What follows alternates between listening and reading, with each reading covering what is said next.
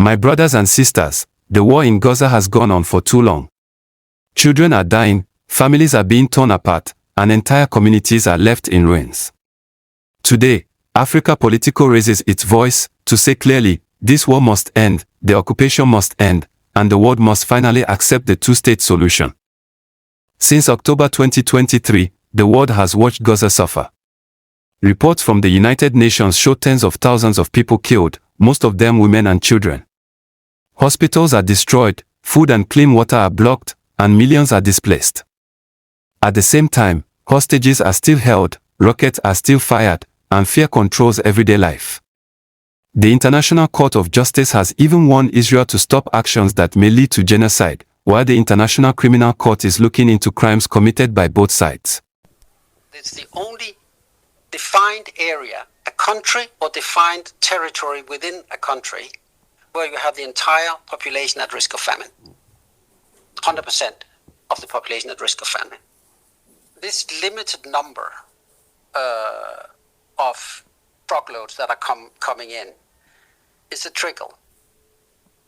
It is drip feeding food into an area on the verge of catastrophic hunger. It's not a flood. Gaza is the hungriest place on earth. And the aid operation that we have ready to roll is being put in an operational straitjacket that makes it one of the most obstructed aid operations, not only in the world today, but in recent history. This is not about being pro-Israel or pro-Palestine. It is about being pro-life and pro-justice.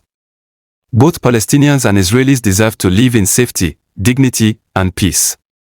And we already have the answer, the United Nations two-state solution, one state for Israel, one state for Palestine, living side by side. Africa knows what war feels like. We have also seen peace come after war, in South Africa, in Liberia, in Rwanda. That is why Africa must speak boldly. Our leaders in the African Union must push harder at the United Nations for a permanent ceasefire and a real political solution. Our people must continue to send humanitarian aid, food, medicine, and doctors to help families in Gaza. And Africa must support international law, making sure both Israel and Hamas are held accountable for war crimes. The Middle East must use its power to stop the bloodshed. Egypt, Qatar, and other Arab states have already tried to mediate. Now they must go further. Secure a long truce where hostages are freed, prisoners are exchanged, and aid flows without interruption.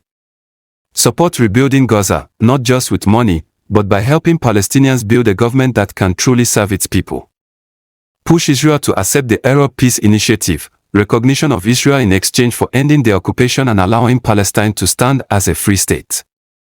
The West, America, Europe, must stop giving blank checks. Military support must depend on respecting human rights and international law. They must back a real ceasefire and recognize that Palestinians deserve their own state, just as Israelis deserve security.